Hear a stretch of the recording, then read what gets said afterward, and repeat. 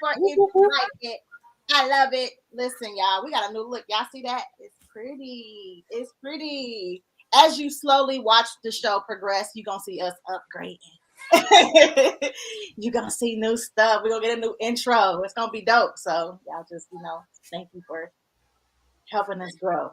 We appreciate it. We love you guys. So it's Wednesday. That means it's what, Karma? What's today?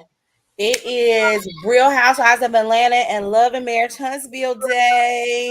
So for all of our reality TV show people, watch with us, review with us, chat with us. I got notes. I broke out my pat down. Remember, that's when she turned around was like pat down. Yeah, look at that. I've been very productive with my journal from Karma. So I am encouraging you guys to get you one because again, you have it. It's like in your face, and it inspires me. Again, it ain't like a regular notebook where I just, this one I want to pick up because it's pretty. So it actually inspires me to write in it. So I'm very proud. Now, I took notes on Real Housewives of Atlanta. I started to take notes on Love and Marriage Huntsville, but I kept getting distracted. Like I watched it and I didn't take notes the first time I watched it, but I tried to rewatch it and take notes and I just kept getting distracted. So that's going to be off the dome. But Housewives of Atlanta, your girl's ready. So we got Berez in YouTube. What's up, Berez? Berez over here typing stuff in this, in the chat. I don't know. It was like fuchsia purple shape. Like, I don't know what emoji you trying to put, but yeah. Oh, and then Cromwell got the link, guys. So if you guys want to get the notebooks, you guys can click on or type copy and paste this link, or you can just go in the description and click the link as well on the video. Description's in there so you can get the notebooks and also my books in there too. So guys, support us and support the show. We love you guys. And it's time to go to the review. So okay, Housewives of Atlanta. This is season 15, episode 6. All right. Starts with Drew. Now, this part I actually did enjoy, Karma, because we've been like talking about Drew and how Drew can get the axe and she can go. But I did enjoy this part of Drew. I was happy to see this part because I'm seeing her trying to get back into, the swing of thing, her arts or whatever. I do like to see these girls have lives and actually be out here hustling and making a name for themselves. Drew Sidora, people gonna have to put some respect on her name because I watched a few reviews for this episode and they was talking a whole bunch of smack. Like, I didn't know she really had, a catalog. I just knew she was Drew Sidora on The Game and she was T-Boz in the TLC biopic. So they didn't know that she did other stuff. First of all, I saw her in Step Up. Y'all act like y'all ain't see the first Step Up. When the first time we were introduced to Channing Tatum that could dance like a black boy, we was white boy. I know y'all seen that. Come, y'all. They didn't know that was Drew. They didn't know the best black friend was Drew. Okay, I forgot it was her until she said it. All due respect, that came out a long time ago. So she looks the same in the face, but she was younger. Mm-hmm. So But that's why I say you gotta put some respect on that because they're making it seem like she ain't have a resume before certain stuff. She did do work before. It's not like she came on Housewives and didn't really have because honestly, if she would have just had The Game, because she wasn't on The Game long, she had a few episodes. That was it. Like, she wasn't the main character. She messed up Melanie and Derwin, and then she was gone. Like, she wasn't someone that stayed and had a regular appearance. And then on a TLC biopic, why would she really be relevant if she, to come on Housewives if she just had those two things? Like, you know what I mean? She actually was on That's So Raven. She did a whole bunch of little stuff. Y'all got to give her a little bit of respect. But it's not because, she has been gone for a while. So her coming back is where it's like, oh, she did this. So yeah, she's getting back into it, guys. Y'all making it seem like Drew ain't had no talent. Now her singing with Candace, the little she was a doo-wop pop girl. That wasn't that great, but okay. So she meets up with the guy named Rage, and he's like a music director. She met him back when she was doing her video vixen days, being in music videos, and now that she's trying to work on the album or EP or whatever the project is she's working on, she wants to have a music video for this song she just did, and she's having him, direct the video. So it was nice to hear them reminisce about certain things and the vision for this video. Now the funny thing was he's like, is Ralph like fit enough to be your leading dude? Because if he not, I got another dude that would work. And so it was like, ooh, they might not get Ralph. Did you think like that was gonna be an issue when you saw that? I really didn't need this whole scene. I'm sorry. I didn't. I it's not Drew's resume, it's Drew's personality. She just isn't coming off as someone to be recognized. It's just the way she's coming off on screen. She comes off as an over actressy type of person. Like what I'm not seeing is how we're getting to the divorce. Yeah. There's not enough editing or foreshadowing to let us know that you're getting a divorce. I am so confused on Drew's presence. Now the thing at the moment, the Housewives be having a lot of episodes, don't they? We do. Okay, we like episode 7 right now. Yeah, we're in episode 7. She didn't come the first episode. We didn't even notice. Right. We didn't even notice her presence was gone. Let's keep her in the book. We didn't even notice. Right. The second episode, she had like 2 or 3 scenes. She didn't come to the horrible trip over with Kenya. So my thing with Drew is like, so us getting into your story with the singing and stuff. We have seen many housewives singing stories. To be honest, she's just not coming across as different. Okay. It's not it's quality about her personality that's resonating on the screen for reality TV. This is not a scripted show. So I think that's what it is. She's just not coming across well on reality TV. Yeah. I mean, I definitely, again, I'm happy that I got more than what I have been getting. Okay. I did get something with her life, with her career. I definitely want to know the tea with Ralph, and I'm thinking this might be the introduction to that. It's taking a while. With that little fake lovey-dovey moment before the shit hit the fan when they was trying to fake the funk. You know what I mean? Like, because this still seems like they're in that stage where they're trying to fake the funk. Like, oh yeah, we did a song together. I want to have you my leading man. Like, and they really got some stuff going on behind closed doors. So hopefully we get more from it. But I was happy to see they show her resume. Like, oh, she actually did some stuff. Because they should have showed her resume. What is this, her third season? Yeah, when she first came on the screen, they should have ran down her damn resume and showed the clips of stuff that she has done. Yeah. That's what I said. Girl. Okay, Drew. Let's do the music video. Right. The video. So we good. Sonya and Sheree did chemotherapy. They got into so it's chirotherapy. Chemotherapy is cancer. It's chirotherapy. Right. My bad. Okay, so they got into the freezer, right? And it burns fat. Is that what it does, Karma? It burns.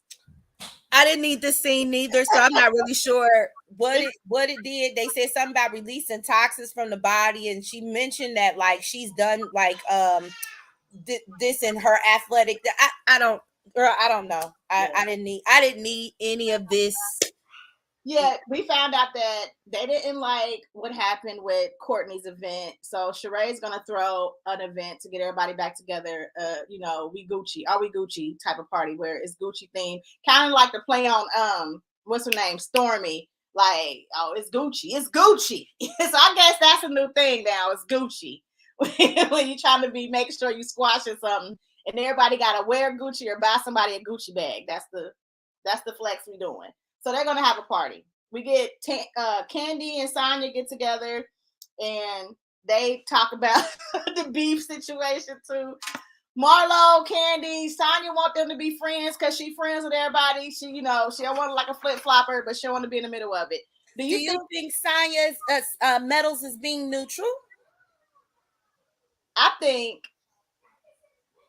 don't know how. I don't think she can be neutral. Like, if someone is wrong, someone is wrong, right? That's just the way it is. You can't be neutral when someone's wrong. You can be like, you know what? I'm leaving. Bye. Y'all doing too much for me, and just go. But you can't, like, you see someone clearly doing something wrong, and you just sit there, and you just can't. You just can't. I'm sorry. It's just, you can't be neutral in this situation. I think she could. Her issue, because she kind of made my head hurt talking to Candy at the table, and I feel like she was missing the point.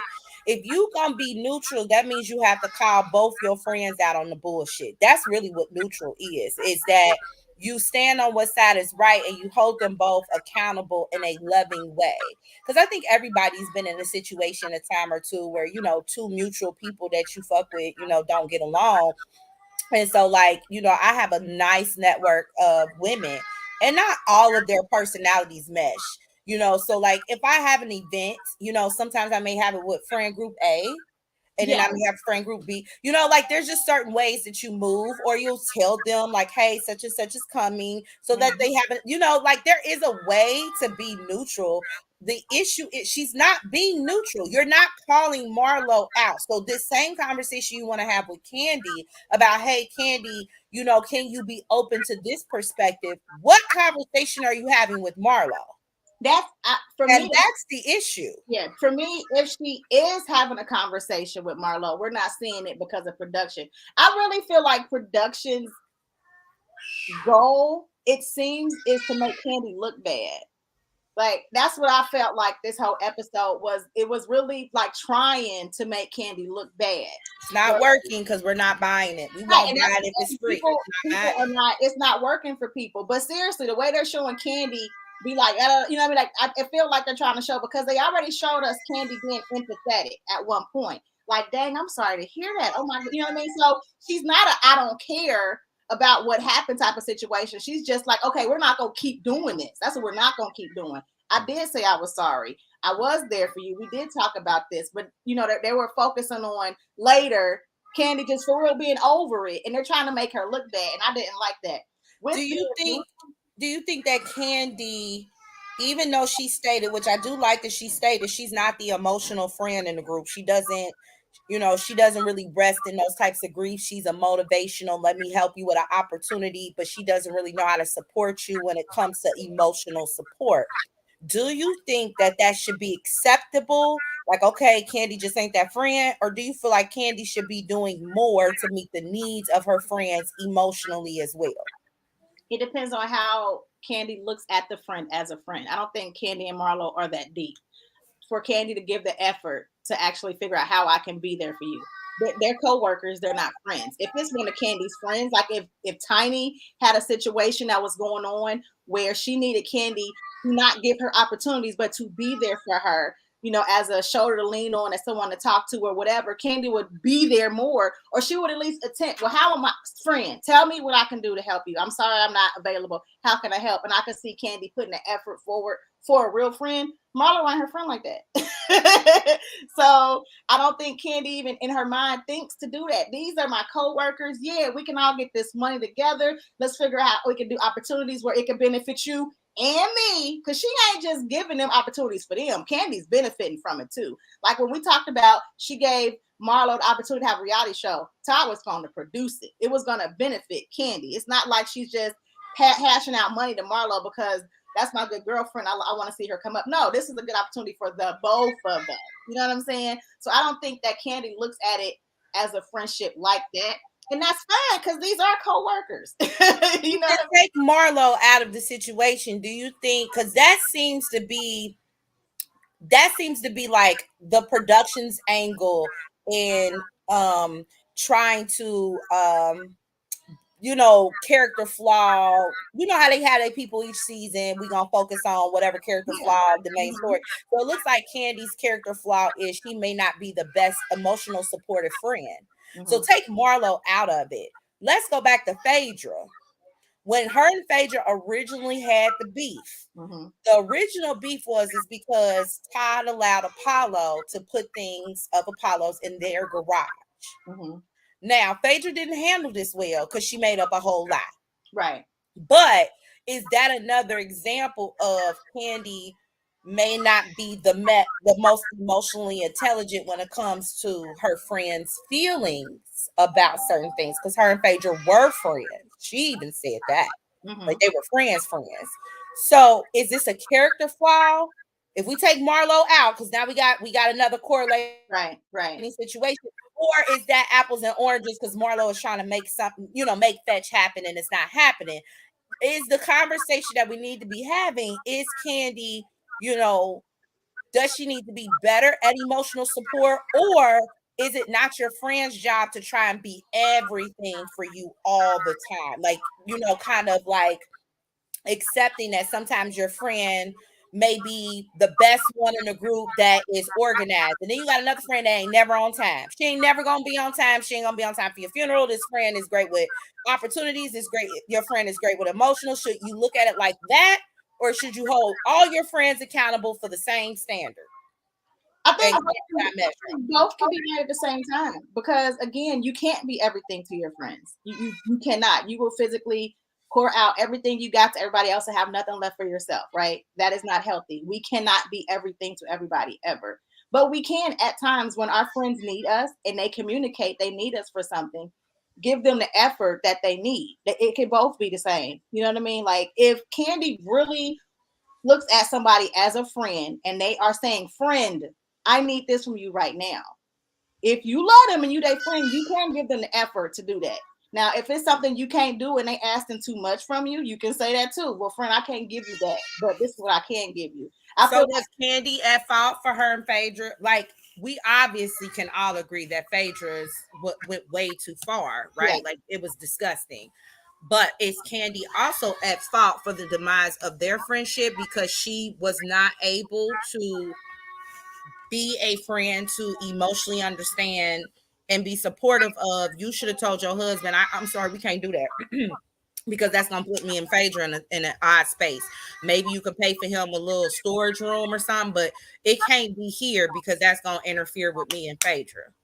She should have known that. You know what I mean? I mean, here, this is the thing. I do feel like that part of that was the demise of their friendship. It was Kandi doing that. I totally saw that after happening when I was like, wait a minute, hold on, because this ain't looking. Y'all supposed to be like tight, and this ain't looking right. You know what I'm saying? But also, we have to communicate. And Phaedra was wanting Kandi to just know it versus actually say it. That's why we said last week, closed mouths don't get fed. Sometimes you actually verbalize what you need from someone or how something is making you feel, because people can't read minds. Kandi, again, might not be emotionally intelligent enough. Yeah, I don't think she is. I think she can be emotionally detached at times. And even with the Phaedra situation, even though I wouldn't have done that, I can understand in Kandi's mind, she like, but I didn't. Todd is at, like Todd and Apollo are cool. You act like I helped move this shit in. That's between Todd and Apollo, and of course it's me and Todd's house, but that's their friendship. I feel like she can be a little detached emotionally in certain areas until it come to her. Yeah, I agree. I'm with you. So people that say I love Kandi and don't never get no criticism, boom, boom, bye, bye, bam. Right. And it's a human thing though, because other people are like that too. But again, we're getting better knowing that we have to communicate. We just have to communicate. If we don't, like, there will be no resolve. And again, I felt like I saw somebody do a podcast about the Marlo thing, and what they were saying was, Marlo is saying like, oh, I'm mad about this, and they were like, but listen, it has been, since your nephew has passed, 2 seasons, and you have been in the room with Kandi, and you ain't have no issue. You wasn't holding on to this same thing then, so now it's a problem. And Marlo is making it seem like it's always been a problem. What she needs to say is, I didn't know it was a problem until I was triggered that moment. I did not know that I was harboring on this. Be honest. If this is some new stuff that you just start feeling, but this ain't something you've been holding on to for years, when for seasons it's been okay. I was thinking it's making it seem like her nephew really just died a couple months ago. And this is like some years. You know what I find very interesting is, wasn't Sonya on, or is this Sonya's second season? It's her second season. She wasn't on when Marlo's nephew passed. Sheree was though. Yeah. But Sheree didn't know shit about it. The nephew passed. So what standard are you holding Kandi to? The only thing we know is that Kandi did know about it, because they had those flashback scenes, and that'd be an issue too. We only, as viewers, can go off of what we see. right? So y'all have these other background story scenes and stuff we never seen. We can't go off that. We ain't see that. She didn't say what Sheree did though. She never was like, she keeps saying Candy, Candy, Candy. And Sonya, even in this scene, was like, Marlo feels like you didn't do whatever. Can she give us an example of what the other people did? And why was it Candy that had to do something? Anyway, she wanted Candy to cut a check for the family. Okay, but that's where my brain is. I'm not like, bad. That's what I think. So Sonya wants Candy to come to this event thingy with an open mind and kind of they want to hash this out once and for all because it's not fair. It's not fun. Going to the group and every time y'all get together, somebody leaving, somebody arguing, like, are we going to be able to like hash this out and move on? So we're going to get together for this Gucci party. Drew do dance rehearsal. Her leading dude ain't going to be in there. Now they want Ralph. He took his shirt off and she gave him a lap dance. Okay. Do we care? No. Okay. Then we got Kenya at the doctor's. She talking about another baby. Now this I do care about. She has her embryos that she had. They're still there. And she had an agreement that if it didn't work out between them, she gets the embryo. So she's thinking about possibly having, Brooklyn having a sibling and having Mark's babies. Now this was something I needed from Kenya. Remember I was saying like I ain't getting real personal for Kenya? Yeah. Yes, ma'am. This is what I need. So you froze some embryos. You done paid for your babies and they frozen. Mm-hmm. You and your ex-husband ain't work out. You want to know what you should do with these embryos. Now we know she's starting menopause, so maybe she's thinking more of a surrogate route because her doctor said it's not safe at this point for her to go through childbirth. Right. She said in her confessional, ideally, even though her and Mark have had this tumultuous marriage, she does not want to have another baby's father. So this is a really good nuanced topic. So what do you think? Like, yes, she wants another baby and she has her embryos frozen. Her and her husband are in this horrible divorce right now. So the embryos are by her husband. Those are her embryos in the case of the event of them separating. Right. I have so many questions again because production be making me so mad. They don't ask questions. When she said they're my embryos, what exactly does that mean? Does that mean he doesn't have any rights to this child?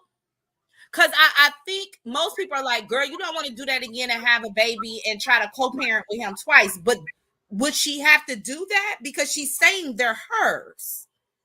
So that's going to create a very, in my opinion, hard situation for her. So Mark comes and gets Brooklyn. And then don't get that. And the other baby got to stay there. Because that's hers and not yours. That's not hers. So how you have to think for the future, right? As a mother who has two kids, different fathers, right? When one child goes with one parent or a set of grandparents or whatever, and the other child is stuck here, I can't go.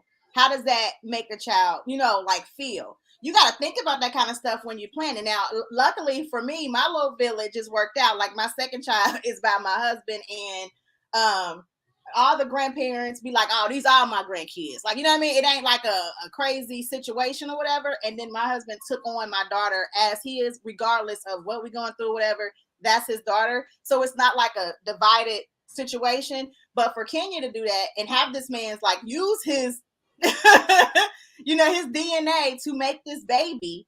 Once the baby is born, he still has half of, rights with Brooklyn, clearly, because you can't do certain stuff. So we're learning the co-parenting situation with Mark, with his family, with Brooklyn. What happens with this other child? Do you think about how this child is going to feel not having a father, not having, oh, that's not my grandma, or it is my grandma, but it really ain't my grandma? Like, that's like a lot. Well, this is good since we spilling our tea. Okay, so I'm on the opposite scale. So I had all my kids by the same person. Okay. Don't come for me because I'm in therapy. I've been in therapy. I did it again, a couple of times, right? Yeah. Now my tubes are removed. I don't even want to have any more kids, but I kind of had the same mindset with Kenya of if co-parenting with one was hard, I didn't want to do this with multiple people. I kind of was a little traumatized. Like I wanted to deal with the devil that I knew instead of a new one. Again, I went to therapy. So whoever I went through my stuff. But like those are kind of my thought processes. And I was a little traumatized and moving forward of that dynamic of what if like the new person and me had one and didn't, and you know it didn't work out. So I know this sounds messed up. I was in therapy, but we being authentic here, my thought process was, okay, if he's not around all of them, then that's fine. But I didn't want somebody left behind. So like in a warped sense, I understand what Kenya is probably trying to work out in her mind. But I do think, because I've went to therapy, it's a wrong thought process. Like it's not going to, I really think she would be better off creating an embryo if she can and just getting a sperm donor or adopting a child. I don't think having a second child with her ex-husband, who is barely present and able to co-parent now, I like you said, the long road of that I think will be more of a headache for her. Yeah. And he probably would tack that on to the divorce and say he wants something modified because now she's pregnant with my second kid. Yeah. I think he will definitely add to it. Now, with this, okay, so I understand the mind frame that you have as well, because I didn't want to have multiple fathers, right? And I had a rule for myself. I would never get pregnant again, like, unless I was married. That was like my whole little, unless I'm married. And then when I got married, it was funny because I was like, I ain't having no more kids if my daughter hits double digits. I got pregnant and she was 9. Because I was like, it ain't happening. And I meant it. Like, I was not going to co-parent with the first person. I was not going to create more. Like, I was like, no, absolutely, I'm not doing that. You know what I mean? So I won't have no more kids if I don't have a husband. And I meant that. And I stuck by it. Now, for me, in my circumstances, co-parent, like if I would have had another kid, like using like an embryo from my first child's father, I would have had a great support system from the family. You know what I'm saying? Like my daughter's grandpa is amazing. So again, I would have still had support as far as that aspect of it. But the co-parenting, I wasn't about to do that to myself. With like, I wasn't doing that. So for Kenya to put herself in a situation, and I know technically it's it's yours. You want to pay for it. That was a lot of money to go through IVF. And so like I think people are being a little insensitive because all they keep saying is, girl, no, because Mark is horrendous. But there was a lot on her body to get them embryos, a lot of money spent for them embryos. And Kenya has always discussed wanting to be a mother. If you followed her from when she first got on, is wanting a family. So I know that this is a very tough decision for her. As far as what to do with these embryos, I'm very excited to follow this storyline. Yeah. I like it. Like, it's authentic. I like this storyline for Kenya. I feel like Kenya is traumatized a little bit as well as with the sperm donor thing. She's not about to do that because we had a real good read that happened over sperm donor. So she's not trying to ever touch that. I also think people forget that Kenya was abandoned by her mother. Yeah. And even though these are embryos, I do think Kenya still deals with abandonment issues. Yeah. And I think that and I also think in her mind, she doesn't want to throw her kids away like her mama did her. I think it is very much an internal battle for her. No, she will never do it. If you don't know why, you should type in Phaedra Parks reads Kenya Moore. It's the only read that's gonna come up. But yeah, she's got abandonment issues, and so I do think that is also going to play a huge factor in the way that she makes her decisions as well. I really like this. This seems very authentic. This is a new angle. I don't think we ever had any of the housewives discuss their embryos that are left from a past relationship. So this is new. that I can think of. I've heard this somewhere before. Oh, I've heard this with Sherry Shepherd. Sherry Shepherd. Yeah, but not the Housewives. So that's what said. This is new for Housewives. So I'm liking this storyline, and I do think it needs to be a lot more conversation about how we choose to have children, who we choose to have them with, like a bigger, robust conversation than as simple as, you know, well, you and Mark ain't work out, so you should just throw them kids in that little petri dish away. I don't think it's that simple. Yeah, I think it's that simple. And okay, so let's just add this factor to it. So why doesn't Mark have any rights? Because isn't it half his? I think now you got to remember, Kenya ain't playing about them kids. Right. Kenya, when she said, I made sure that in the event we didn't work out, them kids was mine. Kenya has always wanted to be a mother, and she was going to make sure, if ain't nothing else in this prenup makes sense, that my kids were mine. Because again, it goes back to, in my opinion, her abandonment issues with her mother. She is not going to be the same mother her mother was to her. She not playing with her motherhood card. And so I definitely feel like that's why Kenya said what she said. She knew whether or not you stayed or not, I'm still gonna be the mother to these kids, the kid now and the kids in the petri dish. They're all mine. So do you think like legally he should have no say over them? I think legally, when you decided that was okay, this should be a done conversation. That's when you signed it. When you signed it, I'm not going back and forth with Mark on this. If you thought that was a good idea at the time, right, and y'all made this agreement way before this turmoil of a marriage, which is what I recommend, to do things like this when you're in a good space instead of trying to figure it out when y'all arguing in a mess, then that's her choice. It's no different than if she was pregnant and she made a choice whether to abort it or not. So if y'all decided this is what it was going to be, then that's what it can be. All right. People often forget Kenya's story because she can be aggressive, but she doesn't play the victim like Marlo. She doesn't. She doesn't for the most part. She's had her moments, because me and Kandi both feel like that Kim Fields season really pissed us off. But overall, Kenya has done a lot of growth. And she's not working about being a lot. Becoming a mom has really helped a lot with it really has helped her, and it was what she always wanted. And so I really am glad that Kenya is opening up and talking about this. I just hope that the right interviews and the right production questions come so we can get like more understanding, and she's not looked at on screen as you the type of chick that want to have 4 kids by an ain't shit nigga.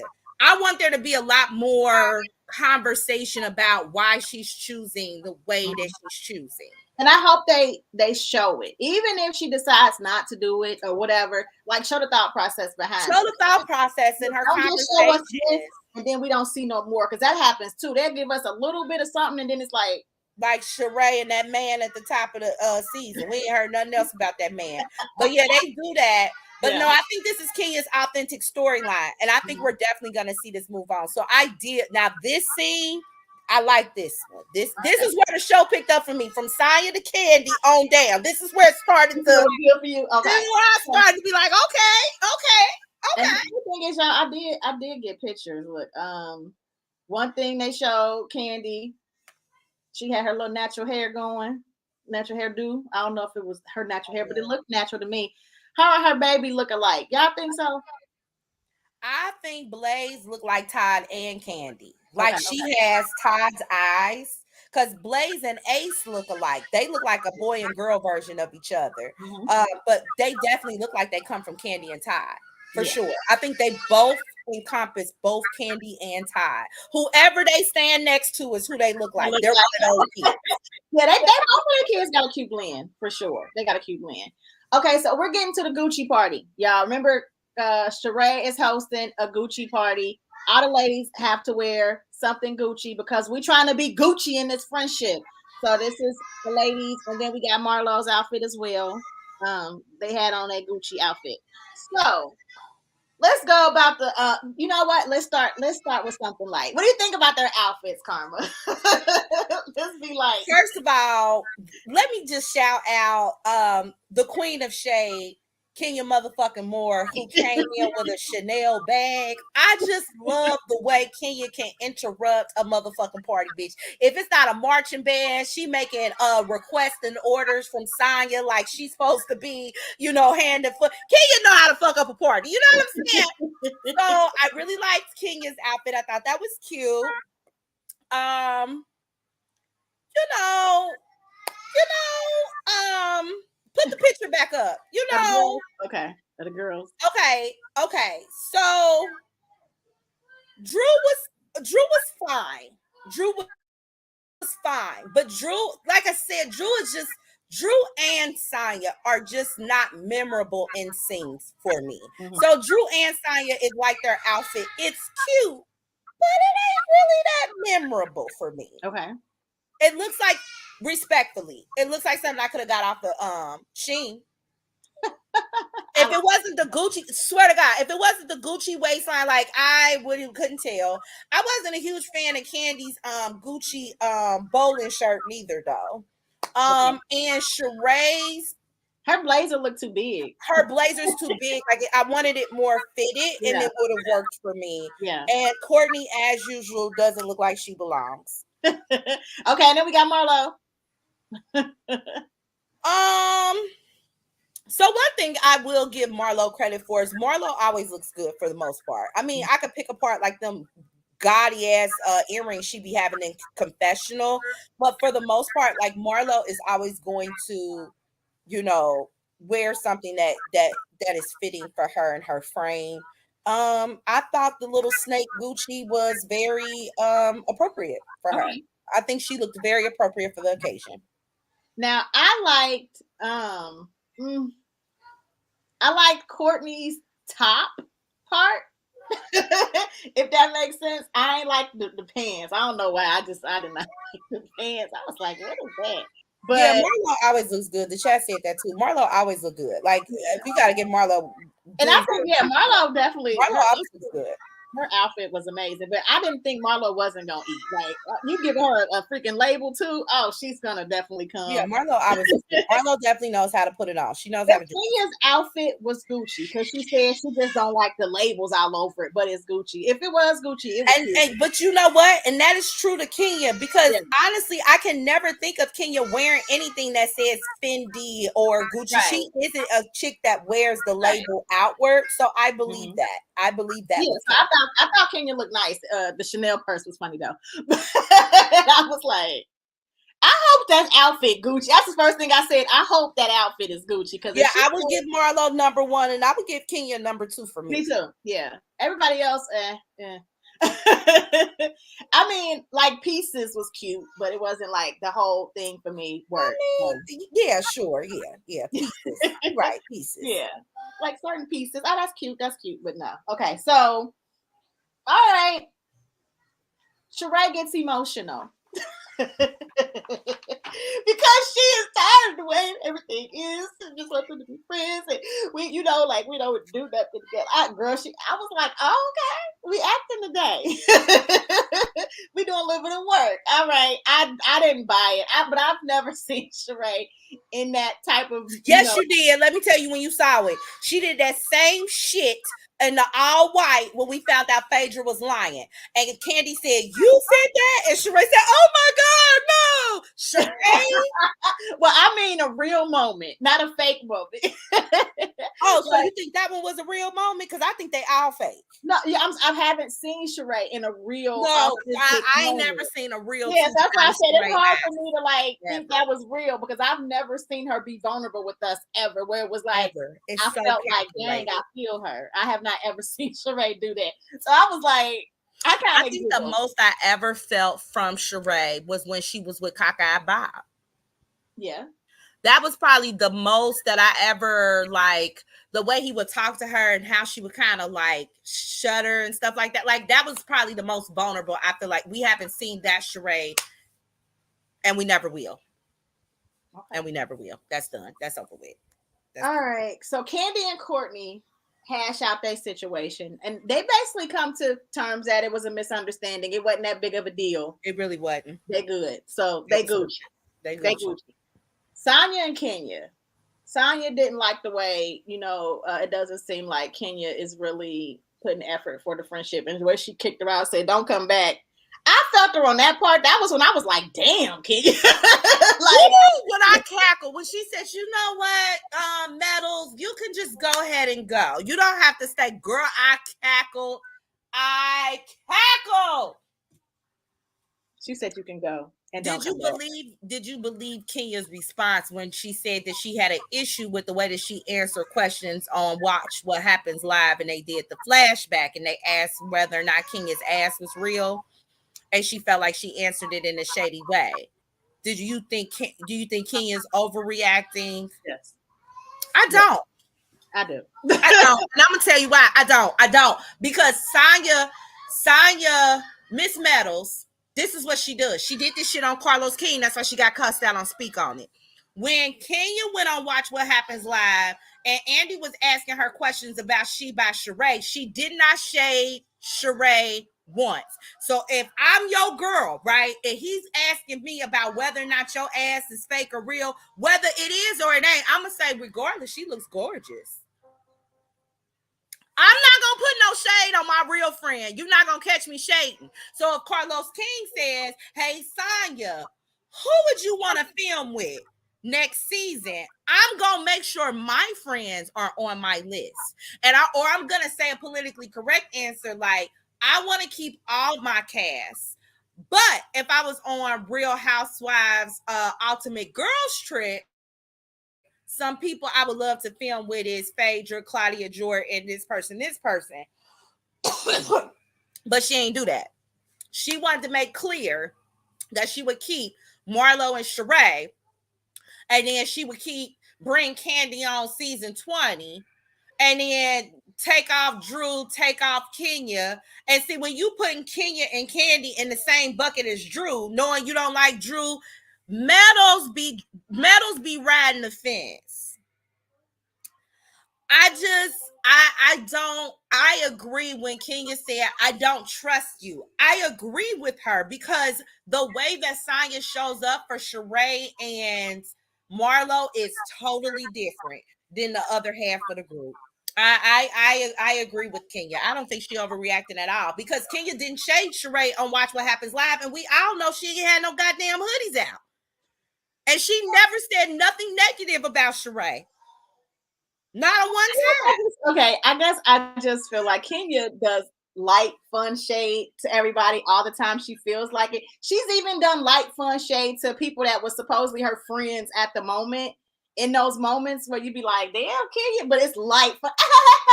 Like she brushes off. It's funny. I feel like Sonya saying her butt might be fake. She don't know. It's light, fun shade. Like it's not that serious. We ain't talking about one incident though. We're talking about since Sonya been here. I think Kenya's perspective is, I have not seen you hold us down like I've seen you do with Marlo. And so any little thing that she does, Kenya adds that to her mental database. She don't fuck with Sonya. Okay. That's why she told her she can go ahead and go. Because you outside the door while Marlo kicking and screaming, and you coming on the phone asking me what we doing. Did you go talk to Marlo? You didn't even come on the phone and say, "Oh my God, let me just first say, Marlo was out of line for you." Don't say shit when it come to Marlo. You never said nothing to Kenya about that. So when she told you to pack your shit and go, what you mad for? What you mad for? Where's that table conversation about you kicking Kenya's goddamn door? Where's that conversation at? I agree with that. I do agree with we need to. Where's the Gucci party for that shit, Sheree? Tanya Holden and everybody that want to be Marlo's friend actually holding her accountable. When they had these conversations with her, what we see is really just a lot of Marlo fake crying and reason she feel this way, and it's never like, "You were out of line though, dog." Like, and you can do that to your friends. It's if your friends are out of line in a situation, like the way me and my friends do it, I might not call you out in mixed company, like, you know what I mean, in front of other people, whatever. But when we get in the car, I'm actually. And we never saw. And if I remember correctly, I have not seen not one scene from Courtney, Sheree, or Sonya about her kicking Kenya's door. Now let's actually talk about how Sheree kicked the door too. How about that? None of y'all have had a conversation about you kicking that door when that baby was in that room sleep, but y'all want to see him have a Gucci party. And you saying F the baby, like, you know, we don't. And that's why she said F this Gucci party and brought her Chanel purse. Fuck y'all. I'm with Kenya 100%. Okay, so Kenya says she don't trust Anya, and she ain't proven herself yet to, you know, to be Gucci and to be her friend. She watching you, basically. So we'll see if you're worthy of my trust. That's what she said. Because I love it. That's why I say Kenya know how to fuck up a vibe, don't she? She said, "Ain't shit. I'll see if you're worthy, and I'll let you know. I'll get back to you." Oh my God, she does that. Kenya's a lot. But it was funny. So Marlo and Candy, and then Drew and Marlo, you know, like all of that. So they arguing. A lot of I guess the two girls, Marlo's two posse girls, Sheree and Sanya, they felt like Drew and Kenya was jumping in and not letting Marlo and Candy actually go. They was hashing at it, like, what you mad about? That was exhausting. Y'all want to talk about something that was exhausting. And so as an outsider, right? I wouldn't want to go out to dinner with them. Like, I wouldn't want to hang out with the whole crew. Like you said, effing up a vibe. Like, I really came for brunch and to have, you know, eat. And every time we get together, am I going to have to deal with this? Y'all going back and forth. So I can understand them wanting to hash it out, wanting to be like, okay, we Gucci. Can we figure out how we can not just do this? And maybe it needs to be like they were saying, the talls and the smalls. Remember how we would see the talls hang out? We would see the smalls hang out. Maybe we need to just see the clicks, because I'm a little burned out. It should have been at Sheree's Shate Moore manor or whatever. It shouldn't even have been in public, because it was too much deep shit to go on. And I know that a lot of like bloggers and stuff that I watch, they did say they had an issue with Sheree and Drew jumping in. Like, they didn't like that. They wanted Candy and Marlo. But to keep it 100, y'all jumped to Candy and Marlo. Ain't nobody talked to Marlo about yelling at Drew. It ain't no fucking sit down for that. And then y'all didn't talk to Marlo about kicking motherfucking Kenya's door. So to me, bitch, fair game. Now everybody got beef, since we gonna put everything on the table, because there were two other incidences as well that nobody wanted to talk about. Again, we want to wait to Candy. And we're gonna keep talking about the damn shooting. Like, come on, girl. And that's why Candy need to put this on the shirt. Fuck them flyers. And I said, what I'm talking about. Candy was ain't never gonna get no flyers. Fuck them flyers. Candy, that's a fuck them flyers face. That's exactly what the face is. That's the face is. And then this was the moment where she said it.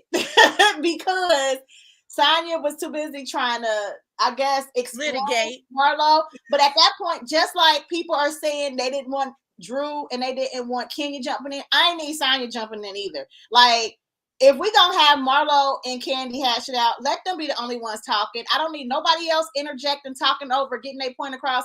I don't need you explaining what Marlo feels. Marlo just said it. Like, we hear her. But the thing is, what do you, like, you mad because Candy didn't send flowers? Like, we're really gonna do this for like 4 episodes? You're not mad for flowers. First, she was mad she ain't tell her whole story. She only want to tell the good shit. Then she ain't get your record expunged. Then she didn't call you. She didn't talk to your sister. She ain't send no flowers. She ain't asked to pay for no funeral arrangements. It's been 12 things Candy ain't did.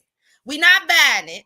And the reason why this was an epic fail, Marlo, is because none of your posse held you accountable. If they really wanted to reconcile this shit, what they should have did was have 2 separate conversations. So when Candy could have explained to Sonya while she was upset, like, you know, I don't like that she didn't tell me right away. I feel like she's putting it off on my business, and da-da-da-da-da. And then Sonya could have said, Metals could have said, I hear what you're saying. This is how you feel. She is asking for emotional support, and she didn't go about it the wrong way. Do you think that you can understand her side or take accountability for maybe you could have reached out a little bit or a different time? Mm-hmm. And then you could have did the same with Marlo. Okay, Marlo, I hear what you're saying. However, what Kandi is saying is you didn't come and talk to her. She didn't feel like you did this. Do you think you can hold your accountability and apologize to Kandi by saying, I should have communicated and talked to you first and I apologize? If you start with your accountability, then people can hear out the rest of what you're saying. But that ain't happened. But that sounds like they need like someone that is definitely way more experienced with mediation and that is emotionally intelligent enough to handle that. Not these girls. That just wasn't gonna work. That wasn't gonna work with that. And again, you said they need me on the show because I'd have kept cutting my steak. I wouldn't have said nothing because it would have been too escalated by now. Yep, she do need to walk off. Y'all need to go ahead and call it quits. I'd have been asking the waiter for my little check and a little box to go. We're gonna try this shit tomorrow because this was horribly done. I'll get the girls together tomorrow. I wouldn't have said nothing. I'd have been sitting back and forth my neck like this because it too much. Yeah, like I felt like if y'all really want to get something resolved, y'all gonna have to have somebody else that is totally neutral to actually balance it out and help people actually know who they need. One another. Who they need? Cynthia. True. As much as we thought Cynthia was born, I was thinking I miss Cynthia. I was thinking that because Cynthia was the one that was just calm. That's where I'm at in situations like, and I understand when people are saying it's not fun anymore. Because again, we used to have conflict on these shows, but we would still have fun. They would still be able to go to these trips and have a good time. But Cynthia could tell Kenya, I don't like that you being a good friend right now. Like, even though we had issues with Cynthia taking back Nene for the 50th time in that toxic friendship relationship, Cynthia was the calm one that was able to communicate. Cynthia is that Kimmy on Love and Marriage Huntsville. Yeah. Like I feel like if Cynthia was here, you wouldn't have been banging on her motherfucking door, Marlo, like that. Yeah. You wouldn't have been screaming in Drew's face because Cynthia would have went up to you and been like, Marlo, no, you can't. Because she didn't like when Kenya pulled out Kim Field's share and she said, I don't know what's wrong with you, but that wasn't okay. Yeah. But Cynthia gonna come up because we saw her in the promo. She coming. We need to redo this whole thing. We already talked about that, but Marlo left. Bye. And then that's when they they took this picture. That's why she ain't in there. Bye. So okay, that's that. What do you think about the episode? You know what? I overall enjoyed more of the episode because, like I said, I feel like it was the first two scenes that were like, I don't know if I needed this, but by the middle on down, I was here for it. So I enjoyed this more than last episode. Yeah. I enjoyed this episode. I feel like we took too long to get to personal storylines. Yeah. And this, like, I'm not really sure what Candy's personal storyline is. Are we just back to balancing? And that's okay if it is. I'm not sure where Kandi is going either yet. It's taking too long to get to what the hell is everybody's story. Yeah. Is Sonya's story just trying to move out her family and Ross being in Texas? Yep. That's all we're getting. Okay, because it's something about Ross being in that other state that don't, but that's fine. It don't rub. Yeah, the whole time. Like we only seen him once He'll never come and film. Yeah, that's weird. What's going on? I don't want that for you. Don't even go visit him. Yeah. It's weird. I don't see him FaceTime you. It's weird. Woo child, them bitches that Kenya called Marlo, baby, I felt them in my soul. When let me tell you something. Kenya had people Google. This is what I enjoy about Kenya and Candace on Potomac. Every time they speak, I see Twitter going ahead and Googling some vocabulary. She called that bitch a bottom rung. I about fell out. I already knew what it was. So I about slid down. I knew 20 million Twitter people said bottom rung. What is that? That's the bottom of a ladder. That's the first bottom step. Kenya can boy. I don't know what to tell Marlo. I honestly think that Marlo is about to be in the Phaedra box for Kenya, and she will never have a relationship. I mean, she's gonna be in the Phaedra box for Kandi, and she's never gonna have a relationship with Kenya. Yeah.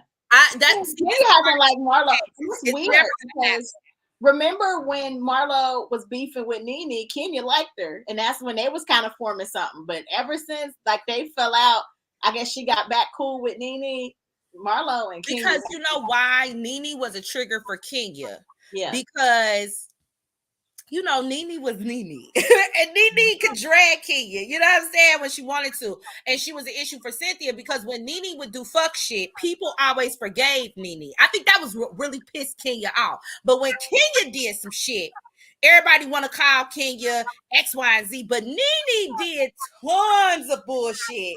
We don't like God rest his soul, but y'all remember that season with Greg? I didn't even listen. She was not the best warm caregiver at all. Oh, I was pissed. Girl, I was like, oh, she fight production in the closet. I you know, like Nene has been a little like when she got on Glee, when she got a new nose and got on Glee. She was like she was off the chain for real. Like her whole presence, you know, even Candy said she had a superiority presence. Like I am that bitch of Real Housewives. And so I think Nene was like just a huge trigger for Kenya. So anytime people beef with her and she was able to have relationship outside of Nene, she liked them more. Because that's how her and Cynthia became cool was, you know, Cynthia fell out with Nene and then they got really cool. That's why her feelings was hurt when she just took Nene back. Because people take Nene back without any accountability from Nene. They just take her ass back. So I think Kenya and Marlo just has had too much bad blood. I never saw them getting cool when she told Kenya at that fire thing that her mama didn't want her. I never really seen them being able to move and be friends. It's just too much. Now you done kicked her door while her baby in there. I don't see it. We have moved from light, fun shade to it's getting a little dark. So I don't see Kenya and Marlo ever coming to an understanding.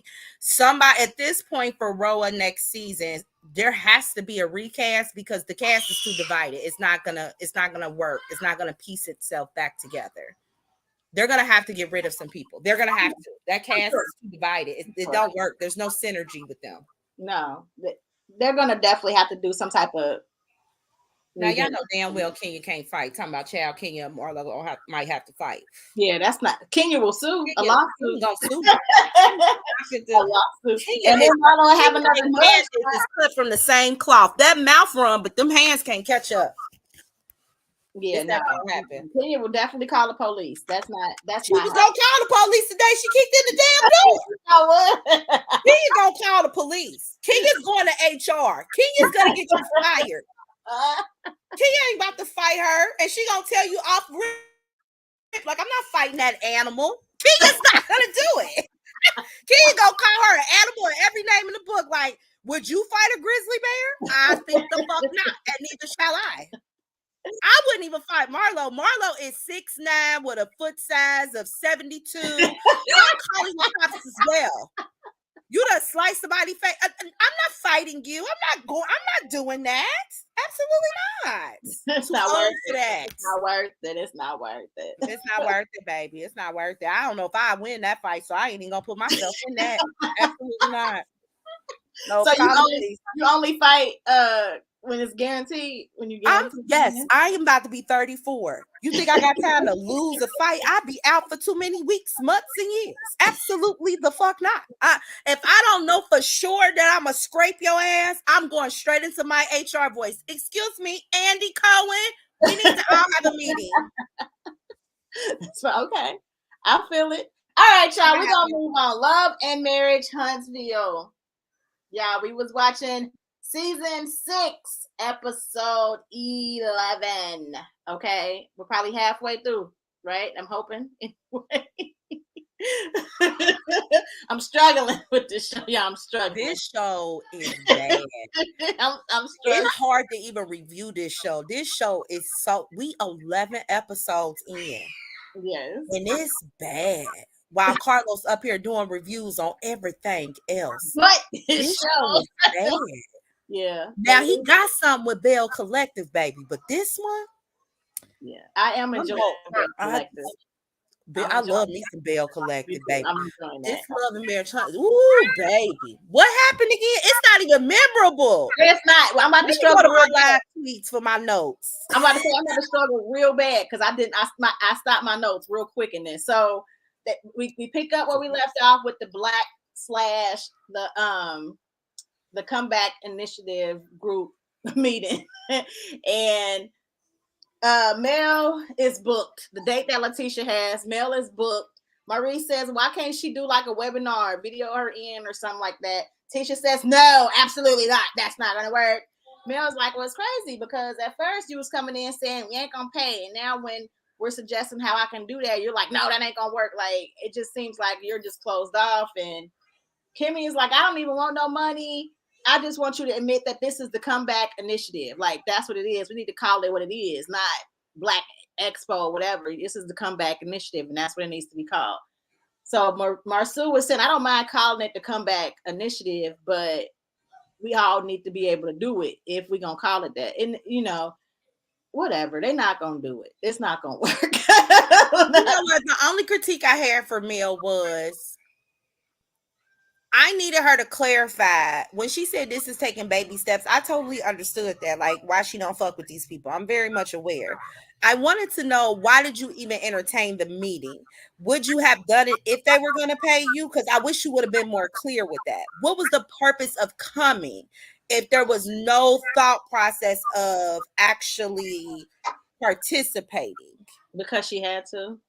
For production. You're gonna fuck around and tell us that one day in confessional. I'm only here because Carlos came down and told me I had to do a group set. I never intended to be here. Right. That's why she was there. Like, at this point, we know what it is. Okay. We know why she was there. We know why she ain't gonna do it. The fact that you can't understand that the reunion was a couple of months ago, and Letitia, you told her that she was like evil, and you said, you know, all this stuff about her, the devil, whatever she said. I don't even remember, but I know it was bad. And now you want her to work with you for free? Like, huh? Yeah, it was a weird ask of Tisha, and it was very manipulative as well, because it's like y'all are only asking Mel because you know she has the biggest following and the biggest pull on this show. Right. Y'all know that the Millimeters has the biggest fan gravitating audience. Mm-hmm. Melody is the Nene of the show. She is the central cast member that, you know, people gravitate towards the most on social media and everything else. That's the only reason why I wanted her to come. Right. I would have respected you more if you would have just said that. But then pay her. Pay her worth. And I would have respected that. Listen, you're here because we know that you carry some weight in the community with your following. And so we would like to pay you for this, I feel like that would have been understandable. Tisha was trying to play with our heads. Like, I'm not with this show. And I don't know if he got this or not, or if he was just doing it because he is, you know, who he is and he be trying to be slick. But it seemed like Martell understood that. This is what Melody does. Why shouldn't she get paid? Like, Martell only understood it because he was trying to ask for child support. So he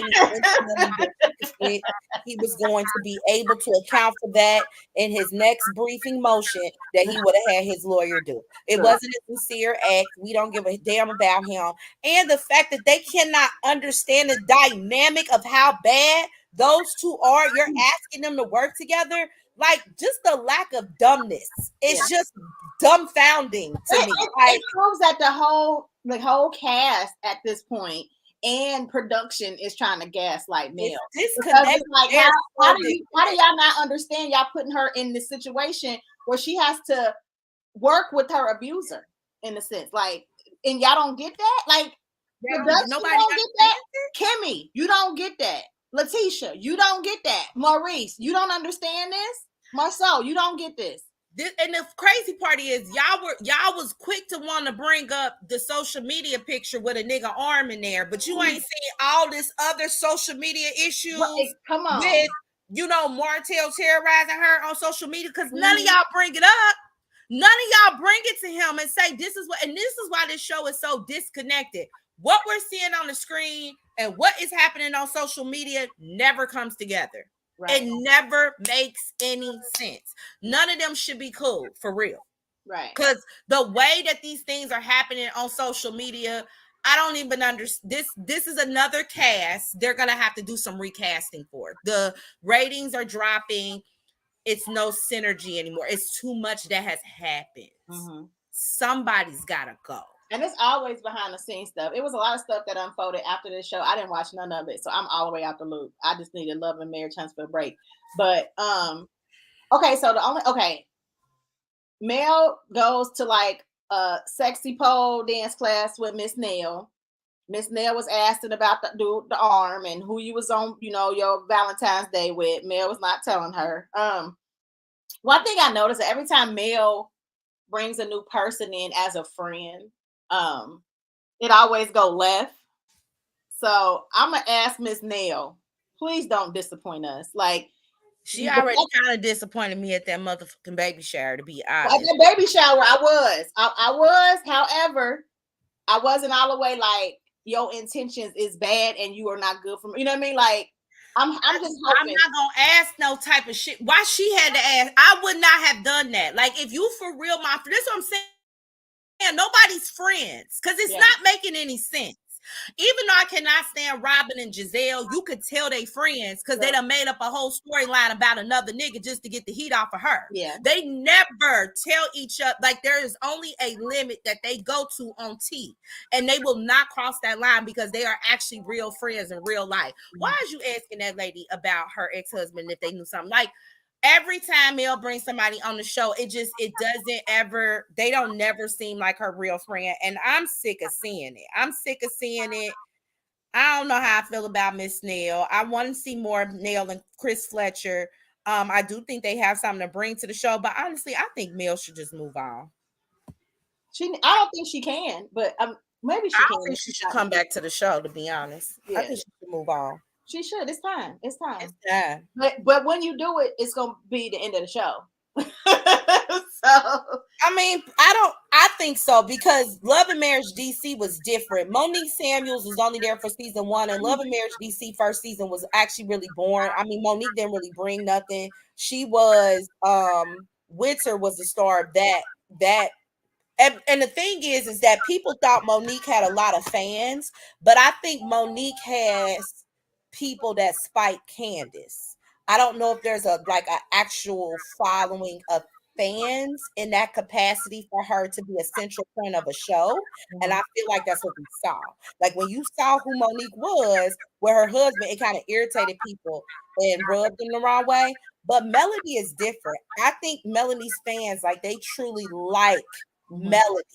I think Melody would be successful in a different setting. I would have loved to see her on Bell Collective, but she ain't in Mississippi. Right. I think she would have been better on Bell Collective. I agree. Like an all-woman cast, like, not where the husbands have as much say so. I want to see her on more of like how we see the Housewives, like more of a woman ensemble. I felt like that was the route Mel was about to go when she was trying to move to Atlanta. I feel like she was trying to be a housewife for Atlanta. And that's probably still a possibility for her if she can actually leave Huntsville, but I don't know.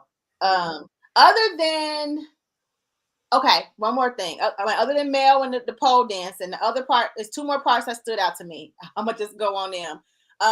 Marceau wanting to stay in the house with his son while he fixes the house, separate from Tisha and their daughters. This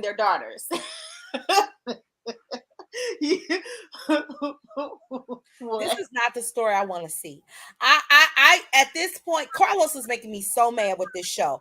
I want to know what their finances look like and if they broke, because this housing shit and all of this don't make any sense. And I want to know why Tisha is still with Marceau.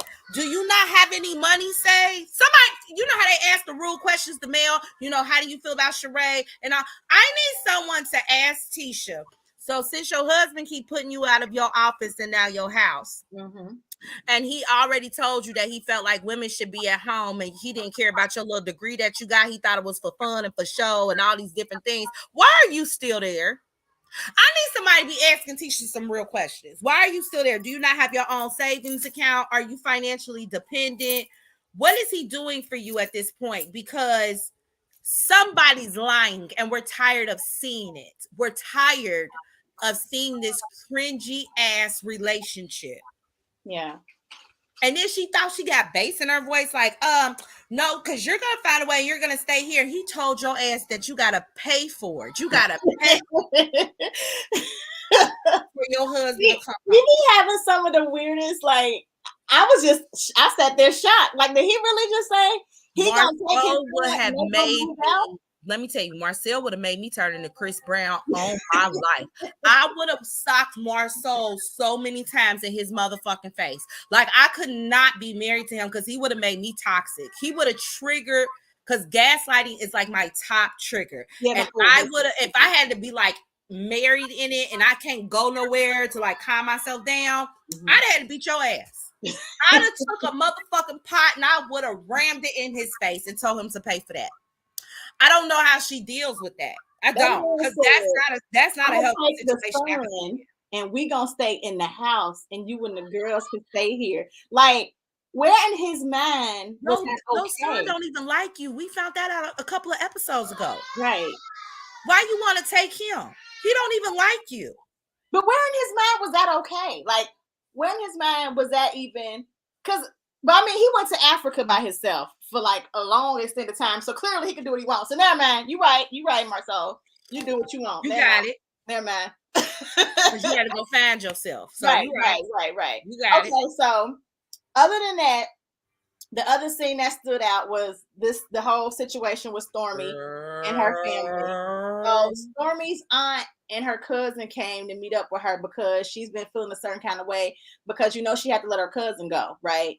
Because he was an employee of hers. So because he let, you know, the cousin go or whatever, it's been some turmoil between her auntie. First, auntie didn't like the fact that she had to find out through Stormy's mama that the cousin got fired, right? I didn't know Stormy mama or Stormy's auntie needed to know about anybody's job and employment. Stormy said, I thought that he would have been the one to tell you. Like, what? Like, that was, why y'all all up in the business like that? Anyway, that was weird to me. And then the whole back and forth of the mama and the auntie going back, like, girl, they're trying to do a Wanda 2.0, and it is just a big fail because at least sometimes Miss Wanda was funny. Miss Betty, we don't like her. This is, and you know what it also is, like, we have seen obviously toxic moms on our screen. Yes. You know, this ain't even giving me Mama Joyce. Because Mama Joyce is unbearable at times. And what we see with Mama Betty is ever since she came on our screen, she's been fucking unbearable. Every single time.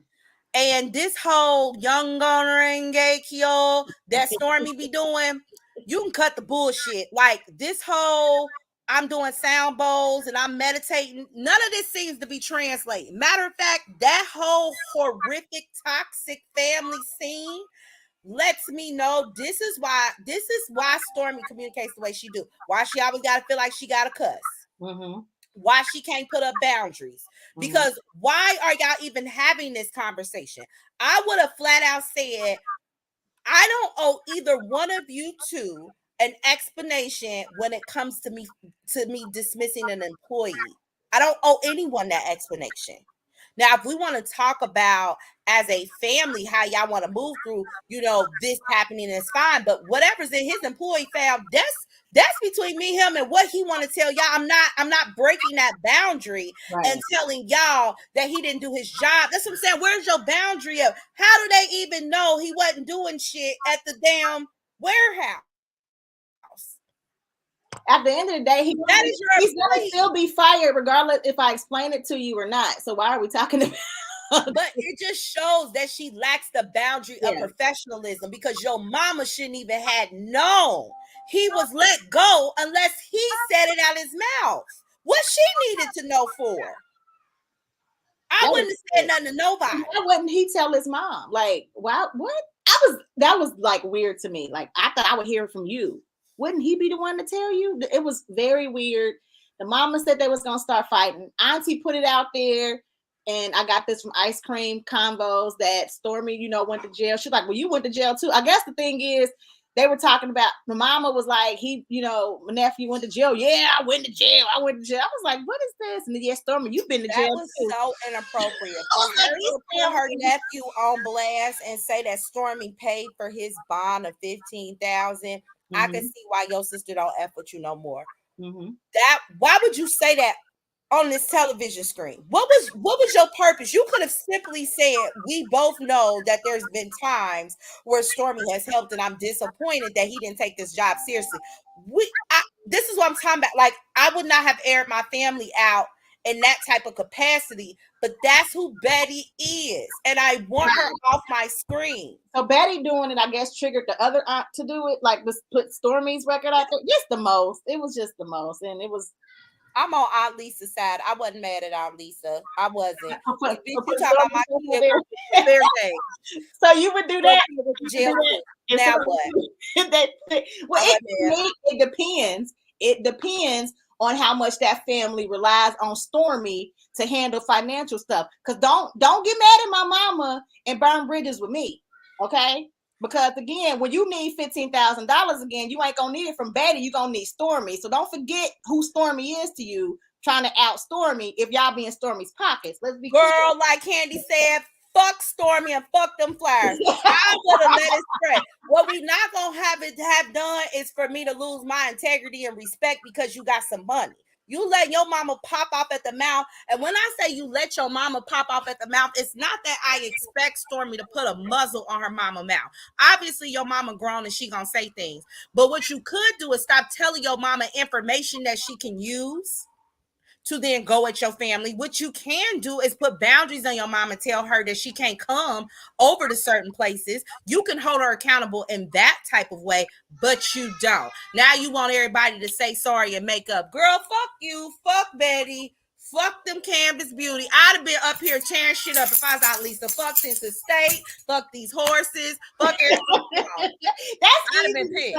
That's easy to say when you, Karma, take care of Karma. But again, if they rely on Stormy for anything, they need to be careful. Because girl, I had to rely on some people and they pissed me off. And girl, I was just stuck struggling and I didn't give a goddamn. The lines got to be drawn at some point. I'm not about to keep allowing you to just continue to disrespect me. So hopefully Aunt Lisa was set free on Juneteenth. Like hopefully she has been able to move forward, to be honest, because Betty was disgusting. Betty is bad. She was bad. I don't know which one is worse, her or Wanda at this point, because like you said, at least with Wanda showing up, I had a couple. Right, we would laugh at Wanda. That's the thing. Like, why is the new thing to have these toxic mothers though? Like, why do we need that? Why do we get Wanda out to meet Betty? Why do we need that? I think it shows that the boomers are a main toxic generation, unfortunately.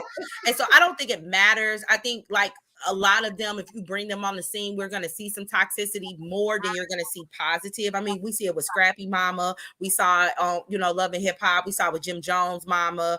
Like, I just feel like if that generation was on reality TV, this is what the fuck they would look like. They just didn't have it back then. So I'm not upset that we're seeing toxic moms. It's just the way that it's handled and out of control. It's just out of control. As a millennial, I want to see how you're managing and breaking those cycles, not participating in the BS.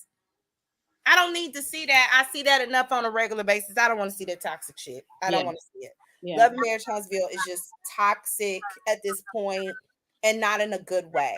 Yeah. They not Zeus TV material. I ain't gonna do that to them. But it's not enjoyable to watch. But it's almost Zeus material. Like outside of like the filming, we see the aftermath on social media, and it'd be like bad. So I mean, at this point, all they need is some more fist fights, and probably would be Zeus. And it would be Zeus, yeah. So in a sense, because Zeus is respectfully, I can't think of a show that has reputable careers. Like all of them have had really rocky. Like at least with Love and Marriage Huntsville, they had established, some form of allegedly, because I still don't know what type of law or if he part or and all of that type of stuff. But you get where I'm going with that. But I didn't enjoy this episode, even though Stormy's scene was very interesting. I would still give this episode a C minus. It wasn't really enjoyable. It's too dividing. Mel don't look like she want to film or be there. Tiffany she don't have no story. She's just somebody that comes and causes bullshit and conflict. Stormy is all over the place. I don't know where we're going with her. I thought we was talking about the baby that she wanted to have and Courtney didn't want to have it. Now we talking about, I don't know what's going on with Stormy. Tisha and Marceau don't have no money and they don't want to tell us. Martell is an abuser and y'all won't say it. And then Kimmy is faking orgasms. So I don't know what's going on. I don't know what's going on. Kimmy is faking orgasms. When she said that last week, it reminded me of The Color Purple, when she said, I just let him get on top of me and do his business. Right. Kimmy is putting her vagina through that, and I don't like that for her. And if anybody was gonna be the new central couple, I prefer it to be Kimmy. I would prefer it to be Kimmy and that nigga she with.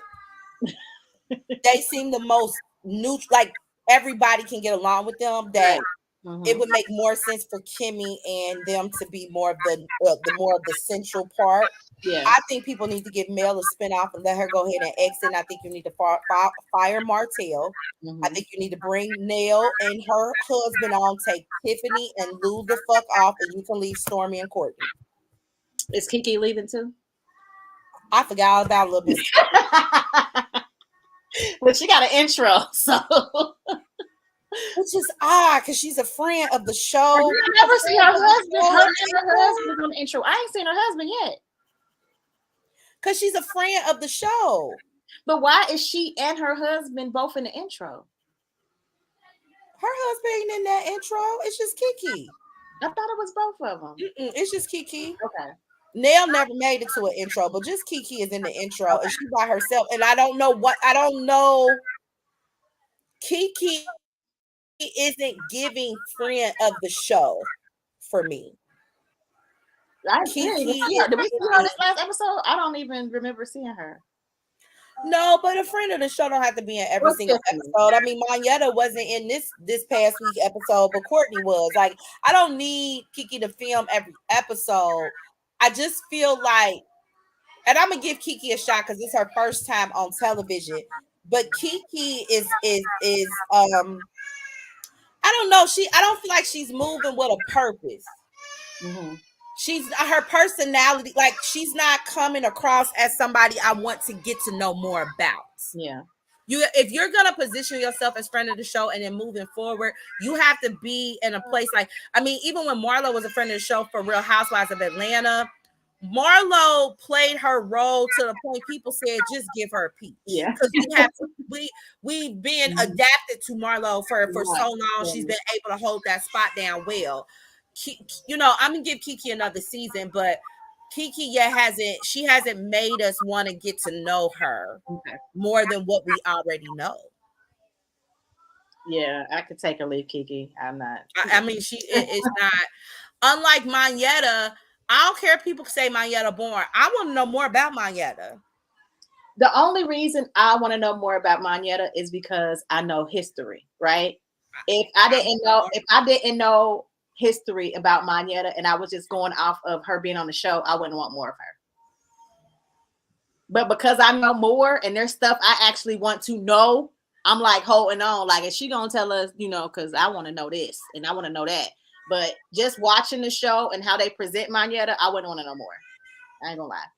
Well, yeah, I think that's the purpose. Like, I like when they bring friends on the show that make sense, like either friends that we kind of know a little bit about, or you can bring somebody on like Marlo, where Marlo kind of made you get used to her and make you want to know more. Yeah. Kiki, it hasn't presented herself to make me want to know more. Right. And again, Kiki doesn't have a background that makes us interested either. It's like, I mean, we did like her giving us the little tea, like at first, like, are you gonna spill it? Are you gonna tell us their financial problem? But she didn't though. Right. She missed the opportunity. Remember when Marceau was like, if you do, like, he was like, and I said, oh, she must know something because he getting pissed off and he never really spilled shit. We know it. It's weird. Mad. So yeah, y'all, we'll be back Friday, okay? And Friday it is hot topics, and it's hot topics because I gotta get back to watching these white people on this boat, girl. And watch the live coverage. If they find them, let me know. Shoot me a text and let me know that they found them. Because you know what, girl? I don't even necessarily. I know this is gonna probably sound a tad bit insensitive, but I have already prayed them up to where they need to go. Okay, I don't really expect them to be alive. I am interested because I want to know how we got here. Who okay for this to go like this in the ocean? I want to know. I want to know if they're legally responsible. Like they signed the waivers, but y'all weren't even like really regulated. So like, it's not the same thing. I have so many questions. This was a test.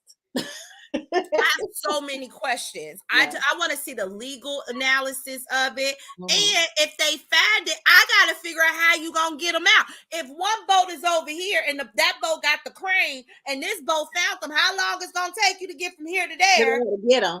Is there a medic on site? Did anybody get their medical history? Is there a diabetic or anything down there? And how deep are they? Because they always get so deep. Yeah, it's a lot. It's a lot with this. I'm interested in like the logistics.